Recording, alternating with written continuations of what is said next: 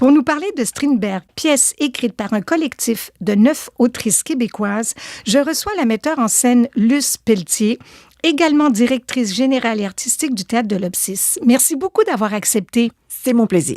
Écoutez, dernière pièce du cycle scandinave qui a commencé il y a 4 ans. Oui. Pièce qui est présentée à l'Espace Go jusqu'au 12 mai.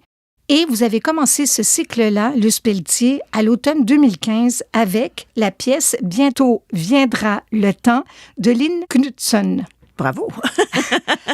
Comment est-ce qu'on sent à la fin d'un cycle comme celui-là? C'était un cycle quand même assez vaste parce que la Scandinavie regroupe plusieurs pays. Donc, je me dis, il y a tant d'autres choses à explorer, tant d'autres auteurs que j'ai pas pu rencontrer. Mais quand même, je suis assez satisfaite du trajet que j'ai fait, qui mélange beaucoup d'auteurs contemporains, mais qui a quand même permis à Ibsen et maintenant à Strindberg de venir sur nos planches. Alors, je dois avouer, Luce Pelletier, que quand j'ai su que vous montiez Strindberg en 2019, mais que vous aviez déjà sûrement prévu depuis quelques années, je me suis dit, mais qu'est-ce qui lui prend de monter un auteur tel que Strindberg, qui a à peu près tous les qualificatifs contre les femmes, misogynes, très sévères et tout. Et quand j'ai su votre proposition, je me suis dit, waouh, quelle belle idée. Alors, donnez-nous la prémisse de départ, non pas de la pièce, mais de votre projet d'avoir donné la parole à 9 autrices. Oui. En fait, moi, j'avais pensé à Strindberg, Ibsen comme des incontournables du cycle scandinave. Olivier Morin a monté Ibsen avec Per Gynt et je me gardais Strindberg. Je rêve depuis très longtemps de monter ces dernières pièces. C'est des pièces plus expressionnistes, symboliques, plus près de la folie. Tout ce que j'aime, en fait, des mosaïques, des choses qui bougent vite, rien de naturaliste. C'était avant le MeToo, là, tout ça. Ça a changé vite, hein? Ah ouais. Ça a tellement changé vite. Et donc, quand j'étais en discussion avec Ginette Noiseux, qui est directrice artistique du Théâtre Espace Go, qui reçoit heureusement, joyeusement les pièces du Théâtre de l'Obsys. Et quand je lui ai dit, j'ai jeté mon dévolu sur le chemin de Damas, qui est une trilogie, je vais réécrire ça, j'ai une envie de réécriture. Elle dit, non, pas en 2019, Luce, non. J'ai dit, oui, mais tu as déjà produit à Go Mademoiselle Julie. Elle dit, oui, c'était il y a longtemps, là, je pourrais plus. Enfin, on a eu une grande discussion là-dessus. J'ai reparti, un peu déçue, en me disant, où vais-je présenter mon chemin de Damas? Et finalement, ça a toujours du bon, hein, ces espèces de refus-là, ça t'amène dans tes retranchements. J'ai fait, qu'est-ce qui lui reproche, c'est d'être misogyne? OK, j'ai relu sur Strindberg, qui a eu 3 épouses. Et je me suis dit, tiens, si on donnait la parole à ces 3 épouses-là pour répondre à ce misogyne. Parce que ce qui me séduit aussi, c'est que c'est quand même 3 femmes intelligentes, qui avaient des carrières, des femmes indépendantes, qui ont quand même épousé cet homme-là malgré tout. C'était une autre époque, mais quand même, il était imbuvable même pour son époque. Donc, j'ai voulu creuser ça et j'ai rapproché ça du Québec, ce que j'adore faire aussi pour une fin de cycle, de s'approprier davantage les pièces. Et donc, j'ai demandé à 9 autrices québécoises de répondre avec leurs mots, avec leurs émotions d'aujourd'hui, à certaines lettres que je leur ai envoyées, que Strindberg avait écrites à ses épouses. Mais la réponse, vous ne pouviez pas l'avoir étant donné qu'elle n'existe plus de la part des femmes de Strindberg. Alors, comment avez-vous procédé? C'est ça, c'est qu'on a la chance d'avoir accès à des lettres de Strindberg, une correspondance qui a été éditée. Il écrivait jusqu'à 4-5 lettres par jour. Là. Le courriel n'existait pas à l'époque, mais c'était un être qui ne faisait qu'écrire. Quand il rencontrait une femme, il lui disait « Je t'aime, tu es donc bien belle, etc., etc. » pendant 1000 lettres. Ensuite, quand ça ne fonctionnait pas, un autre 1000 lettres de « ça ne fonctionne pas ». Et après le divorce, un autre 1000 lettres de « je suis triste » revient. Il était très, très, très triste. Cet homme, il était suicidaire à 9 ans. Bref, rien n'est simple. J'ai donc relu la correspondance. J'ai gardé des lettres selon les périodes. Et j'ai, par exemple, demandé à Catherine Léger d'écrire pour Isabelle Blais, qui joue le rôle de Syrie. Et donc, elle avait 4-5 lettres. Puis j'ai dit, tu réponds à ça, soit par une lettre, un dialogue, un monologue, une scène de groupe. Rachel Gratton a préféré une scène de groupe parce qu'elle écrit de façon plus chorale. Et il y a Anne-Marie Olivier, il y a Emmanuel Jiménez qui m'ont écrit des dialogues. Bref, chacune est allée avec ce que les lettres lui avaient inspiré. Et comment est-ce qu'elles ont réagi par rapport à cet homme-là? Parce que dans toutes les générations, là, vous avez des très jeunes auteurs, mais vous avez des gens plus établis. Par exemple, je pense juste à Suzanne Lebeau. Oui. Je sais pas, mais ces femmes-là ont dû grincer des dents pas mal de voir un être comme Strindberg. Et est-ce que ça a teinté un peu leur écriture ou elles se sont retenues?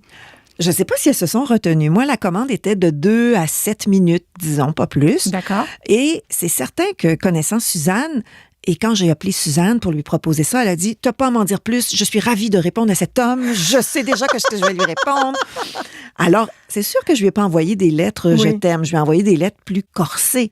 Il y a Marie-Louise Bibiche-Mambou qui est là, qui est une grande féministe. Donc, elle aussi, je lui ai envoyé des lettres plus corsées qui appellent son écriture féministe. Tandis qu'il y a Véronique Grenier, qui est une prof de philo, poète. Elle, je lui ai envoyé des lettres plus ambiguës, plus triste, plus tout ça, et elle m'a fait un monologue magnifique de « Je suis une femme seule », où le soir de la première, il y a plein de femmes qui se retenaient des sanglots. Je me dis, bon, j'ai quand même bien ciblé à qui j'envoyais quoi, et chacune a répondu à sa façon ce qui lui venait. Comme Catherine Léger, quand elle a lu sa lettre, a dit « Je n'ai qu'une envie, le tuer quand je lis ça. Comment a-t-on pu... » C'était des lettres avant que Siri aille avec Strindberg, justement. Elle dit « Ce n'est que du chantage, ce n'est que... » En tout cas, elle était révoltée. Donc, moi, j'ai récolté tout ça en septembre. Je leur ai envoyé au mois de mai l'an passé. Les correspondances, elles ont eu l'été. En septembre, j'ai récolté tout. Et mon travail a été de faire une pièce avec tout ça. Alors, je vais compléter par rapport aux autres autrices, parce qu'il y en a quelques-unes qui n'ont pas été nommées. Oui. Jennifer Tremblay, qui fait partie du lot, Anaïs Barbeau-Lavalette et Emmanuel Jiménez.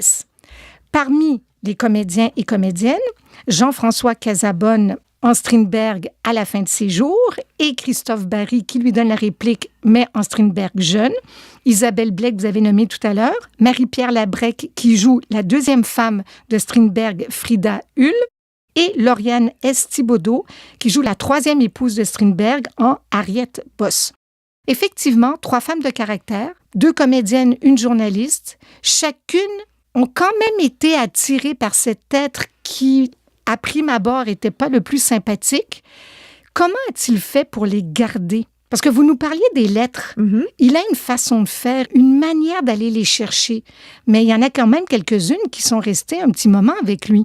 Surtout la première, qui est restée 14 ans avec elle. Quand même! Oui, et la deuxième, elle n'est pas restée très longtemps, 1 année seulement, mais par la suite, elle s'est occupée de lui pendant toute sa vie, sa carrière. Donc, elle a continué à s'occuper de sa carrière, de lui.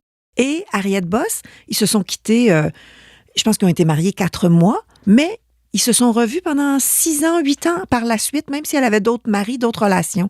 Donc, je ne sais pas qu'est-ce qu'il avait, cet homme. C'est un grand mystère. Mais ça donne une pièce que j'invite les gens à aller voir parce que on peut procéder de 2 manières, le Pelletier. Dans le programme, vous indiquez qui sont les autrices de chacun des textes. Mm-hmm. Donc, les gens peuvent le lire avant que la pièce commence. Ou alors, on se laisse bercer par les textes et chacun des textes se tient. Et je ne sais pas comment vous avez réussi à faire. Et moi, je m'amusais à me dire, ah, tiens, peut-être que celui-là vient de telle autrice, peut-être que tel autre vient d'une autre. Des fois, j'avais tout faux parce que j'ai regardé après. Pour moi, c'est la preuve que vous avez réussi là quelque chose d'assez exceptionnel parce qu'on aurait pu sentir la cassure, la scissure, le style de chacune. Pourtant, elles en ont un style. Mm-hmm. Mais non. Je vous remercie. On regarde ça pendant 1h40 puis on se dit, qui a dit quoi? Oui, oui. C'est ça qui est fabuleux. Alors, on est en 1912. Oui.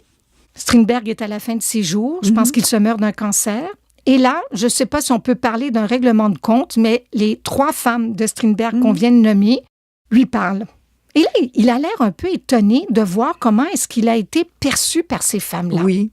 Et je le fais voyager un peu partout. C'est qu'on a aussi de Strindberg des textes de théâtre très forts, beaucoup, et on a des romans autobiographiques. Il écrivait sa vie, la vie de ses épouses, partout. Et on a accès à tout ça naturellement. Il y a des œuvres plus fortes que d'autres, mais il y a des moments, comment dire, on a le trajet de sa vie. Donc, mon idée de base, justement pour réunir les 9 textes, c'est de mettre Strindberg quand il fait son testament, à la fin de ses jours, un peu dans les limbes, un peu avant de mourir, quand on revoit sa vie, si on veut. Et il revoit ses femmes, il se rappelle la rencontre, la séparation, etc., ce qui me permet d'entrer tous les textes des autres femmes. Et je m'amuse à mettre des extraits de ce que Strindberg a écrit un peu partout, soit dans ses textes de théâtre, parce qu'il était dans toutes ses pièces. Il y avait un personnage qui le représentait dans chacune de ses pièces. J'ai donc fait des parallèles, et aussi dans ses romans autobiographiques. Par exemple, quand sa première épouse l'a laissé, après 14 ans, elle a dit « c'est un fou », elle l'a descendu. Alors lui, il a écrit « Le plaidoyer d'un fou », Et il prend une revanche terrible sur elle. Il raconte plein de choses de leur vie en commun. On a donc accès à tout ça. Je suis allée piger dans ça pour mettre des mots dans la bouche de Jean-François Casabonne pour lui donner la réplique. Mon but, c'était pas juste d'avoir 3 femmes qui viennent tabasser un homme. Je voulais équilibrer ça aussi. Il a tout faux au niveau de la femme, mais il faut quand même dire que c'était le début où les femmes commençaient à travailler. Lui, il a été rapidement dépassé. Il a essayé de rester à la maison pour garder les enfants, mais il se rendait compte qu'il n'était pas heureux. Mais quand il ensorcelait les femmes au début, quand il les draguait, il leur promettait mer et monde. Même sa deuxième, quand elle est partie, elle est allée écrire en Angleterre. Donc, pour elle, c'était parfait. Elle le laissait pas vraiment. Elle avait un emploi là-bas. Il dit, oui, mais reviens, je vais te laisser travailler. Mais ça fait 1 an qu'il la laisse pas travailler. Tu fais, voyons, champion. Mais bon. Et il y a des répliques savoureuses, je me permets. Oui, allez. D'en lire juste une, c'est Strindberg à Frida, donc sa deuxième épouse. Et je l'ai trouvée tellement extraordinaire. Les médecins anglais ont découvert que si des jumeaux dorment dans le même lit, le plus faible pompe l'énergie vitale du plus fort. C'est ça le mariage, des jumeaux dans un lit. Mm-hmm. Et je trouve que ça résume... Pas la pièce au complet, mais par rapport aux femmes, c'est un homme qui adorait les femmes, mais je pense qu'il n'y avait pas du tout le tour avec elles. Et on a une époque aussi où du moment où est-ce que tu prends mari, il faut que tu laisses quasiment tout tomber, oui. Tu t'occupes de ton mari, il n'est pas question que tu ailles travailler, il a eu plusieurs enfants. Oui. Donc, c'est quand même assez particulier. Mais monter aujourd'hui dans le décor qui est là, sur scène de l'Espace Go, par Francis Farley-Lemieux, c'est comme s'il y avait une dichotomie, mais en même temps, c'est comme si vous aviez décidé de camper le Strindberg aujourd'hui, en 2021. 19? En 2019? Ah, j'ai dit en 2021? Ben peut-être qu'en 2021. On va le jouer longtemps. C'est ce que je me dis. C'est d'un bon augure. Mais oui. Et je voulais justement quelque chose d'un peu intemporel. J'ai aussi demandé à la conceptrice de costumes, Sarah Balleux, de faire des costumes à la fois d'époque et contemporains, des touches d'hier et d'aujourd'hui. La musique de Catherine Gadois va dans ces sens-là. Et les éclairages de Jocelyn Proulx ont rendu tous les codes clairs et ont rendu ça magnifique parce qu'il faut dire que c'est un espace très dépouillé. J'adore travailler dans des espaces dépouillés. Et tout le monde, dans les enchaînements, disait « Oui, mais on comprend pas trop.